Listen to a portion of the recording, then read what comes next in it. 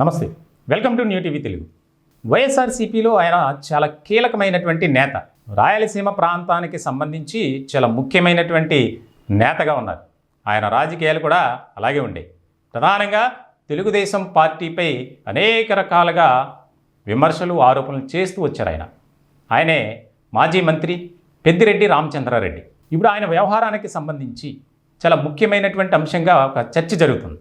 రాజంపేటకు సంబంధించి పార్లమెంటు సభ్యుడు ఆయన కుమారుడు మిథున్ రెడ్డి ఇద్దరూ కూడా పొంగనూరు సొంత గ్రామానికి వెళ్ళటానికి, అలాగే సొంత నియోజకవర్గానికి వెళ్ళటానికి ప్రయత్నాలు చేస్తుంటే టీడీపీ నేతలు అడ్డుకోవడం, దానికి సంబంధించి పోలీసులు వారిని అక్కడికి వెళ్లకుండా హౌస్ అరెస్ట్ చేయడం. తిరుపతిలో వారిని హౌస్ అరెస్ట్ చేశారు గతంలో. సో మళ్ళీ వెళ్ళడానికి ప్రయత్నం చేసినప్పుడు అక్కడ ఉన్నటువంటి తెలుగుదేశం పార్టీ నాయకులు, కూటమి నేతలు తీవ్రంగా వ్యతిరేకిస్తున్నారు. ఎందుకనంటే దానికి సంబంధించి తెలుగుదేశం పార్టీపై, ముఖ్యంగా నారా చంద్రబాబు నాయుడుపై ఆయన చేసినటువంటి ఆరోపణలు, విమర్శలు అలా ఉన్నాయి. ఇలాంటి సందర్భంలో రాజకీయంగా బద్ధ శత్రువులుగా ఉన్నటువంటి చంద్రబాబు నాయుడు, పెద్దిరెడ్డి రామచంద్రారెడ్డి ఇద్దరి మధ్య ఒక రకమైనటువంటి వార్ నడుస్తుంది. దీనికి సంబంధించి రాష్ట్రంలో ఎన్నికల ఫలితాల అనంతరం చోటు చేసుకుంటున్నటువంటి పరిణామాలు కానీ, మారుతున్నటువంటి రాజకీయ సమీకరణాలు ఏవైతే ఉన్నాయో చాలా స్పష్టంగా మనం చూస్తున్నాం. ఇటువంటి సందర్భంలో పోలీసులు కూడా ఆదేశాలు జారీ చేయడం, మీరు అనవసరంగా ఇక్కడికి వస్తే శాంతి భద్రతలకు విఘాతం కలుగుతుంది, లా అండ్ ఆర్డర్ ఇష్యూ వస్తుంది, కాబట్టి మీరు మాత్రం ఇక్కడికి రావద్దు అని. సొంత నియోజకవర్గానికి వెళ్ళటానికి కూడా అవకాశం లేకుండా పోయింది. ఇదంతా ఆయన చేసుకున్నటువంటి పనే అనేది ప్రధానంగా వినిపిస్తుంది. మొత్తానికి రాష్ట్ర రాజకీయాల్లో ముఖ్యంగా వైఎస్ఆర్సీపీ 151 స్థానాల నుంచి 11 స్థానాలకు దిగజారింది. ఎలాంటి ఫలితాలు వచ్చినాయో మనం చూసాం.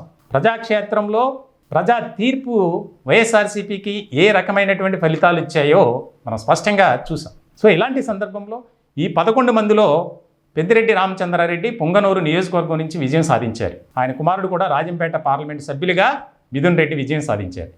ఒకప్పుడు 5 ఏళ్ల పాటు రాష్ట్రంలో చాలా కీలకమైనటువంటి నాయకుడిగా ఉన్నటువంటి పెద్దిరెడ్డి ఇప్పుడు ఏ స్థాయికి వచ్చారు అనేది రాజకీయ వర్గాల్లో చర్చ జరుగుతుంది.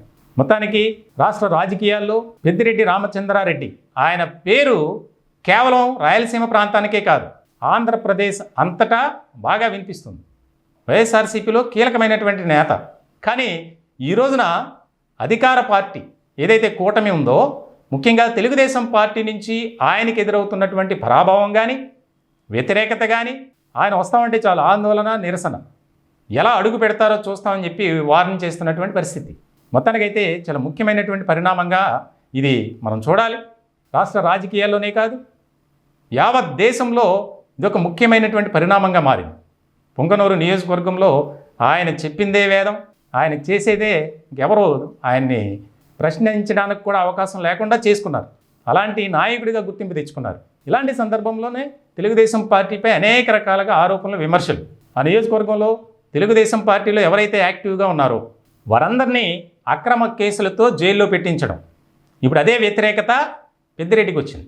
సో మొత్తానికి రాష్ట్ర రాజకీయ వర్గాల్లో ఒక ఆసక్తికరమైనటువంటి చర్చ జరుగుతుంది. భవిష్యత్ కాలంలో ఎలాంటి పరిణామాలు చోటు చేసుకుంటాయి, తెలుగుదేశం పార్టీ నాయకులు వ్యతిరేకిస్తున్నట్లు వారు గనుక వెళ్ళేందుకు సాహసం చేస్తే ఎటువంటి పరిణామాలు ఉంటాయి అనేది కూడా చాలా ఆసక్తికరంగా మారినటువంటి అంశం.